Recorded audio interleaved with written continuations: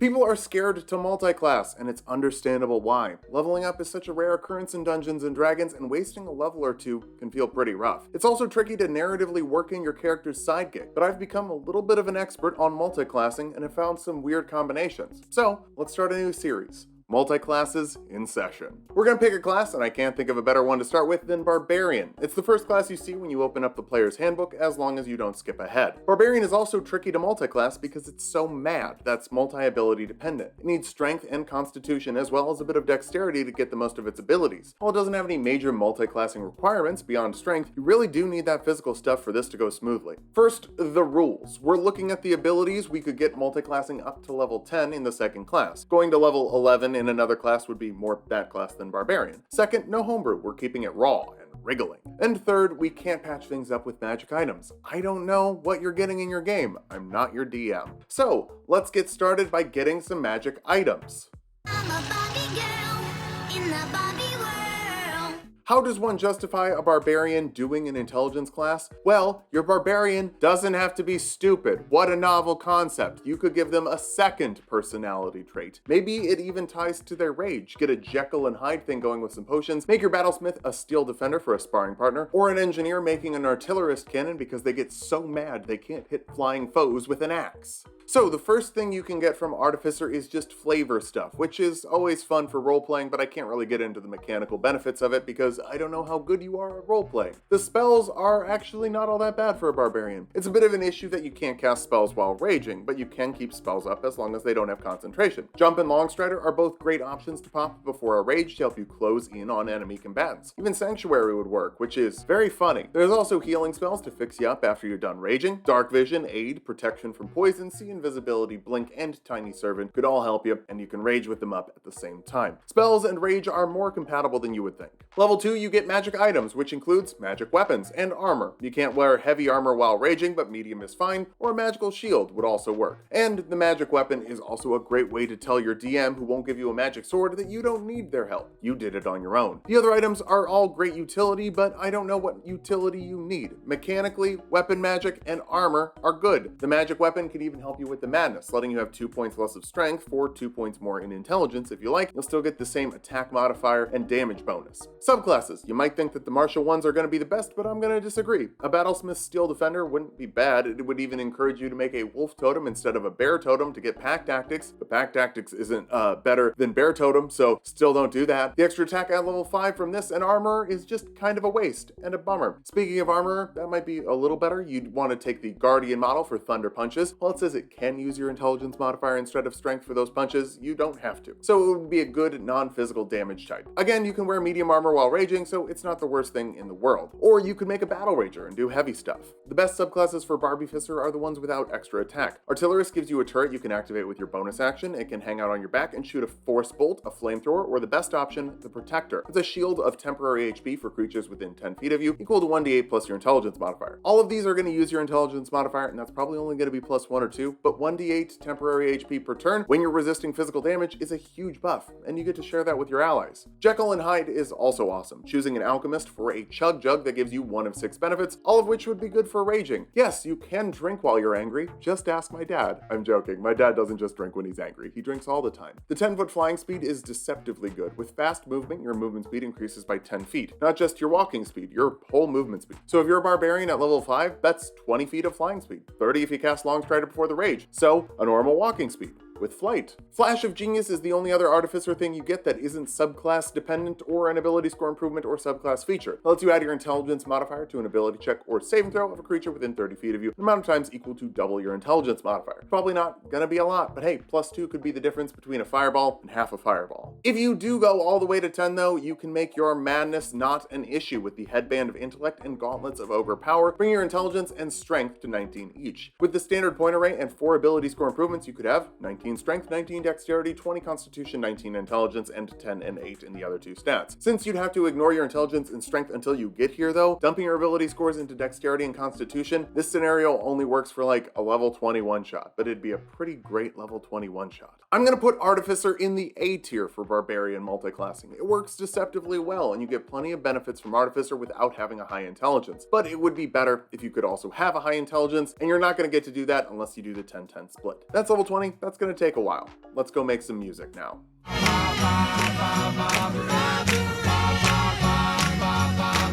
If you can't come up with a reason for your barbarian to dip into bard, I'm disappointed in you and you deserve a scolding. Or should I say, a scalding. Your rage comes from a love of stories of combat. Not only do you throw down on the battlefield, but you tell everyone in the tavern tales of your epic battles. You also absolutely tear it up in a mosh pit. Bardic Inspiration is the perfect mosh pit ability. If you've never been in a pit, it might seem scary, but it is the most wholesome place in the world. Anytime someone falls down, people circle around them to protect them and help them up. It's that Bardic Inspiration to help their saving throws, and a rah-rah to get them to shove better. The spell list also has some great options that don't require your concentration. Charm Person and Charm Monster, Disguise Self, Longstrider, Sleep, Aid, Enthrall, Mirror Image, See Invisibility, and Freedom of Movement. Not to mention plenty of great stuff to do while you're not raging, like healing spells to get ready for the next round, and low-level Resurrection. Bringing people back to life is always pretty good. Second level Jack of All Trades gives you half your proficiency bonus for every skill check you're not proficient with. That would pair well with Feral Instinct, since it applies to your initiative rules. You're probably going to go first, or at least early in combat. Song of Rest is nice as a barbarian, but you want long rests, not short rest. Rages reset on long rest. Also, Song of Rest doesn't scale well on a full bard. If you're multiclassing into bard, it's even worse. Third level gives you Expertise, which is awesome on a barbarian. Expertise on athletics paired with advantage from rage means nobody is getting out of your grapple checks. Plus, barbarians now get an extra skill at level 3, and an extra skill from multiclassing in bard. You're not a skill monkey, you're a skill gorilla. Especially if you choose lore bard, giving you 3 more skills here, and the ability to taunt people with your bardic inspiration, making them worse. But the best part of choosing lore is the additional magical secrets for magical secrets early. Armor of Agathis from the Warlock list is the best spell for a barbarian. It's not concentration, it gives you 5 temporary HP for every level you casted, and every time someone hits you with a melee attack, they take 5 cold damage for every level of the spell you cast. That damage is the same regardless of how many temporary HP are left, and your rage could cut that in half if it's physical. So with a 3rd level slot like you'd have at 6th level of bard, they take 15 cold damage every time they hit you with a melee attack until they could basically deal 30 damage to you. By the time you get 5th level slots, that's 25 cold damage until they can crack through 50 HP. It's so good. Spiritual Weapon is also a not concentration spell and lets you use your bonus action to deal 1d8 plus your charisma modifier and force damage, which is very uncommonly resisted. Also, most barbarians don't have a way to use their bonus action after they rage, at least not the good ones. Sorry, Berserker and Storm Herald, you know you're not good though, right? Whispers Bard is also a great option, letting you turn your inspiration die into extra psychic damage on your weapon attacks. Sword Bard also lets you add inspiration die to the damage of your attacks, but it's less damage. However, you also get 10 feet of extra movement speed every time you attack, which stacks with Longstrider and fast movement, making you as fast as a level 20 monk with only 8 levels. And the techniques let you add your inspiration die to your AC, or move, or spread damage around. Extra attack doesn't stack, and that's a bummer, but the 3rd level ability is really good. Just stop the multiclass at 4th level. Valor Bard is good flavor, but it's honestly not that much better. It would let you help your party throw down in a mosh better, but there are better ways to spend your inspo die, and an extra attack does nothing for you as well. However, Mantle of Inspiration from Glamour Bard is probably better, spreading around temporary HP and helping people move. You can't use the command spell while raging, so Mantle of Majesty isn't great. Creation also has great buffs with their inspiration, and an animated Keg of Ale helping you fight at 6th level would be pretty fun. Spirits Bard is good, but it's pretty random, pretty similar to the Jekyll and Hyde thing, actually. Spirit Session giving you an extra necromancy or divination spell is fine, I guess, but not as good as just going lore bard for magical secrets. Eloquence is really good, but it doesn't gel with Barbarian other than being kind of good on its own. It's not bad, they just don't mix together. If you go all the way to 10, that's more expertise, better inspiration die, and magical secrets for all. Fire Shield is an amazing spell for Barbarians, giving you resistance to more types of damage and dealing fire or cold damage when creatures hit you with a melee attack. Pair with Armor of Agathis, now you don't have to invest in dexterity. You want your AC to be low so people hit you and take more damage. The biggest issue with this multiclass is the madness. You're just not going to have a lot of inspiration die, probably only 1 or 2. Makes subclasses like Lore and Sword so much better than the others, we'll put it in the B tier. But know that those 2 subclasses specifically are in A.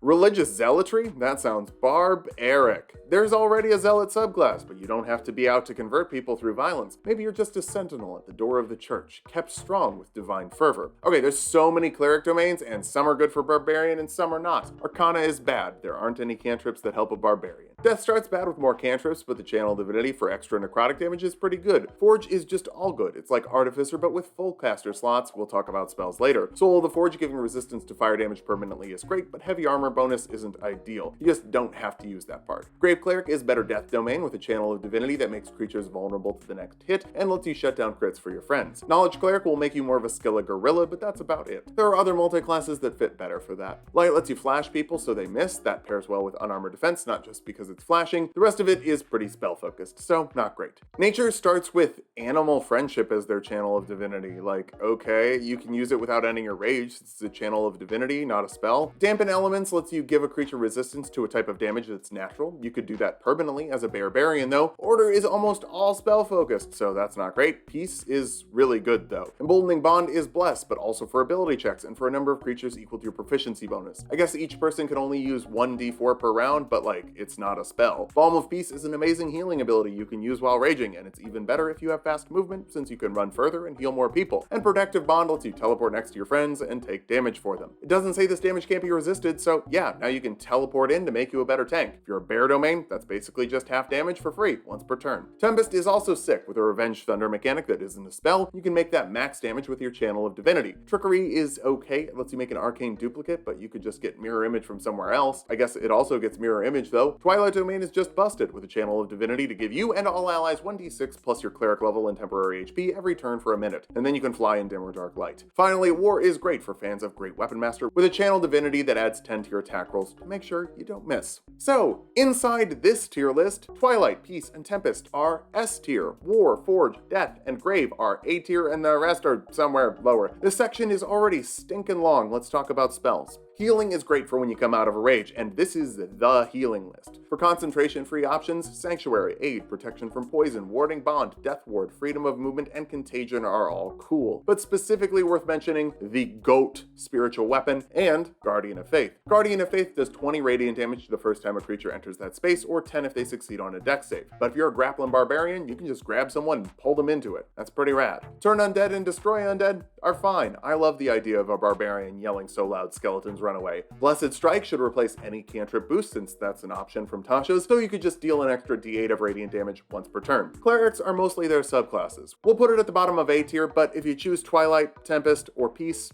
it's S. Hey, barbarians have a lot of nature skills on their list. There's also several subclasses with animalistic flavor. So why did the barbarian become a druid? Why did the chicken cross the road? Because even when it was a chicken, it could activate rage for +3 damage to its peck attacks. I'm getting ahead of myself.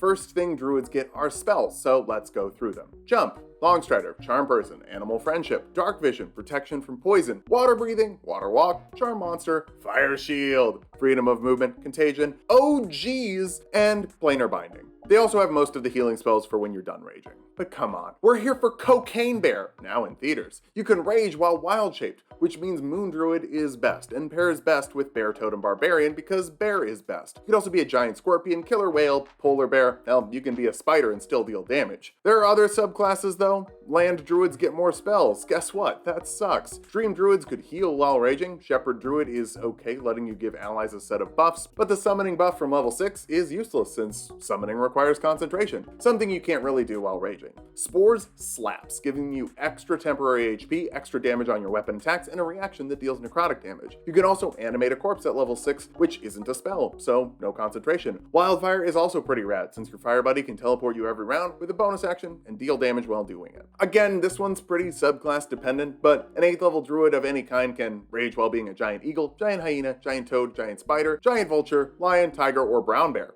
Oh my. The only real negative is requiring a wisdom score of 13, though you don't need it for the useful stuff. This is our first S tier. Not a shocker. Druid's pretty goddamn busted.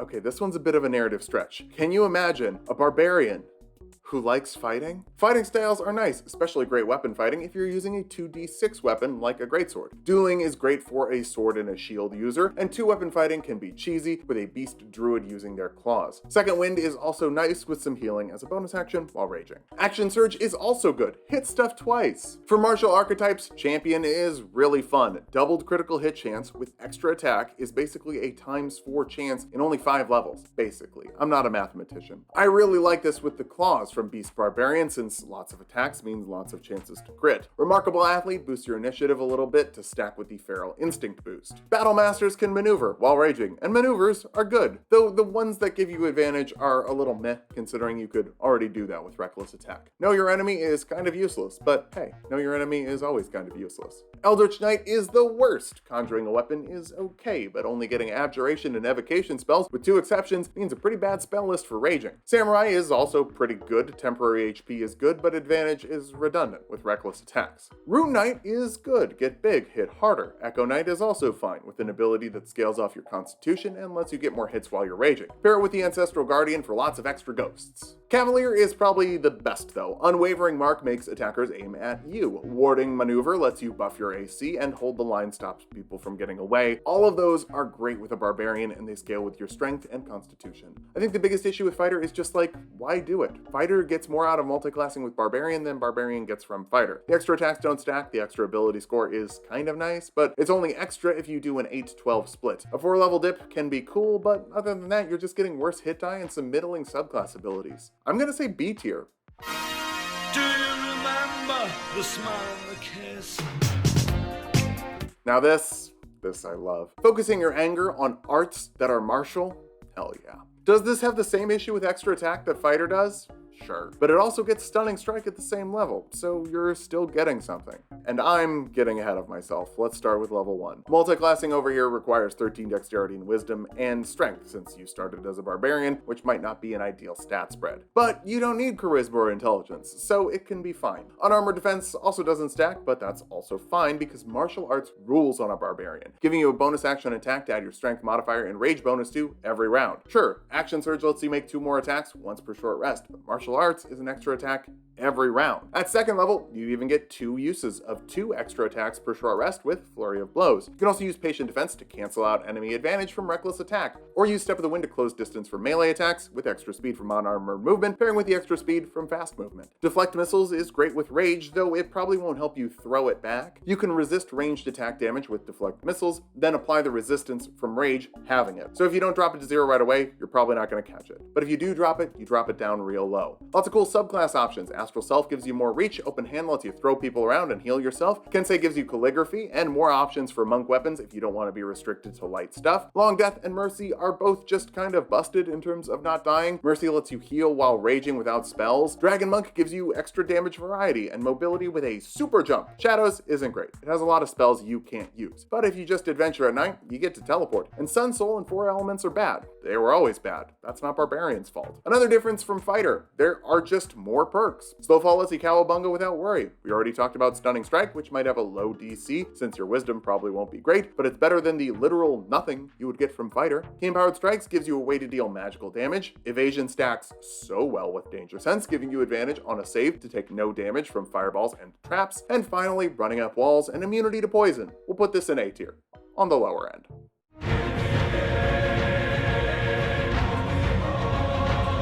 Have you ever been so frustrated you don't know where to focus your frustration? Enter the Paladin, channeling your fury into a noble cause, or a zealoty cause, either or. Lay on Hands is the only real notable ability from Paladin level 1, but it's great for a Barbarian. Just a ton of healing you can give yourself without having to cast a spell. Divine Sense is situationally useful, but I don't think you're going to use it all that often. The fighting styles aren't as plentiful as they are with Fighter, but you're only missing 2 weapon fighting and unarmed fighting. I guess also archery, but that's not great with Barbarian, unless you hit people with the blunt end of a heavy crossbow. Smites are the best way to spend spell slots as a Barbarian, since it isn't casting a spell and you can do it while you're raging. There are other spells, but most of the Paladin spells require concentration. Still, some fun options. Aid, Find Steed, Protection from Poison, and Warding Bond. Weirdly, all 2nd level spells. The 1st and 3rd level spells are all concentration. Not really relevant, just kind of weird that that happened. All of the oaths are pretty great. Ancients gets a Channel of Divinity that can lock enemies down, and an aura that gives creatures resistance to damage from spells. Put that on a Barbarian, and you basically have resistance to all damage, since most psychic damage comes from spells. Speaking of psychic damage, Conquest Conquest Paladins get an aura that locks creatures down while they're frightened of you and deals psychic damage to them. There's also a way to invoke fear without spells, and some amazing extra spells for a Paladin, like Armor of Agathis and Spiritual Weapon.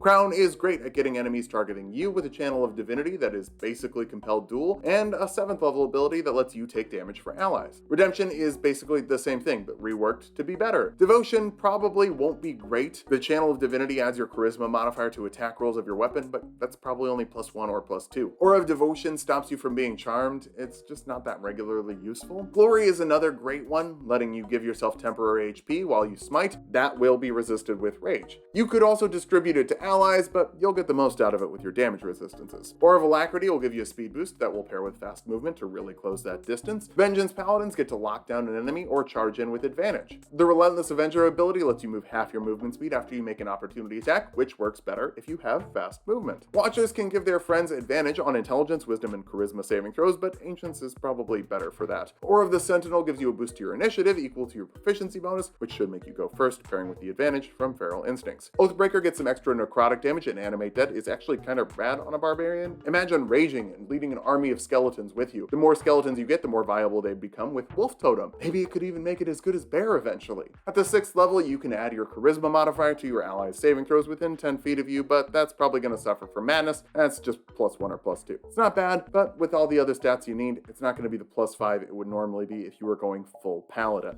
Finally, at 10th level, you become immune to frightening. Berserkers wouldn't have to worry about that anyway, but Berserker is kind of bad. Although it is one of the better subclasses to multiclass with Paladin since it requires charisma for its frightening ability, but that's just a bad ability.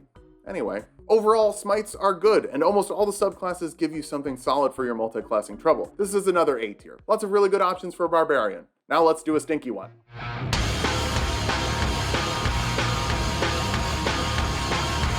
Like I mentioned with Druid, Barbarians get a lot of nature skills. They're sort of known as a natural warrior class. That's because the Ranger class is so bad, people forget it exists. I'm joking, of course. Nobody could forget how bad this class is. There are ways to make it work, but Barbarian is not it. First, you need 13 in dexterity and wisdom just to jump over here, like Monk, so you'll have to dump your intelligence and charisma down real low. You get an extra skill for multiclassing into Ranger and expertise in a skill. Since Barbarians get the extra skill buff at level 3, it does make you a bit more of a skill of gorilla. Natural Explorer isn't great. It was designed for a version of 5e that nobody ever wanted to play. Favorite Enemy suffers from the same thing. The new version requires concentration, so you can't use it while raging.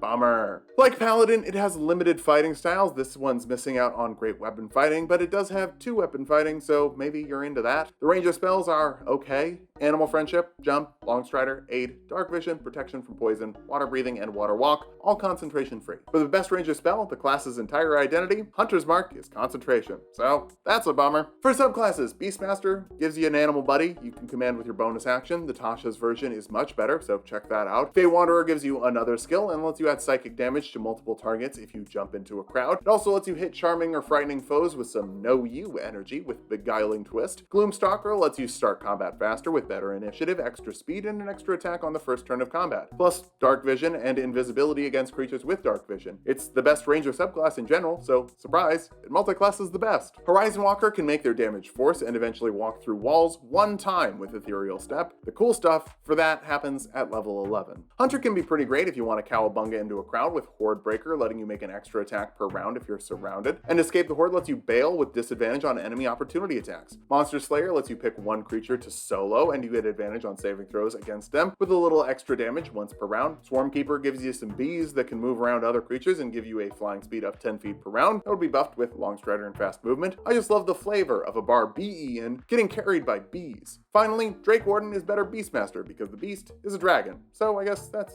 pretty good. But other than all that, you get a bit of a movement speed boost at level 6. Neat. You can just get all the best parts of multiclassing to Ranger by going to Fighter instead, or Druid, or a 1-level dip to Fighter and a 2-level dip to Druid. Rangers are first C tier. Sorry, pal. Don't borrow, no trouble from tomorrow. Most people think rogues have to be sneaky, or that barbarians can't be finessed. But what if you wanted to be the strong silent type? Someone whose rage is quiet, but always there. Who just walks forward and doesn't care if they take damage. Basically, the villain of a slasher movie. And that's really how this multiclass plays. It's awesome. First level, you get expertise in a skill, which is huge, since it takes you from probably succeeding on your athletics checks to basically a guaranteed success. You can grab your victims and make sure they can't run away before it's stabbing time. Sneak attack might not seem like a good thing until you realize sneak attack only requires a finesse weapon. It doesn't require you use your dexterity. So you can get the rage bonus with a scimitar and the sneak attack bonus. Basically, for free, with reckless attack using a machete. Cunning action lets you use your bonus action to move in and out of combat, either dashing into the fray so you can't be escaped from, or disengaging back to the healer so you can come back later for another jump scare. For subclasses, Arcane Trickster is pretty bad. It's the rogue version of Eldritch Knight. Assassins get to auto crit surprised creatures, so if you stop your dip at the 3rd level, you get 3 brutal critical die to make sure that's much nastier. Infiltration expertise is bad, but the free crit is nice. To get the most out of Inquisitive, you would need high insight, which is a bit of a mad reach. However, it's less of a mad reach if you're using expertise to just get the bonus from your proficiency bonus, ×2.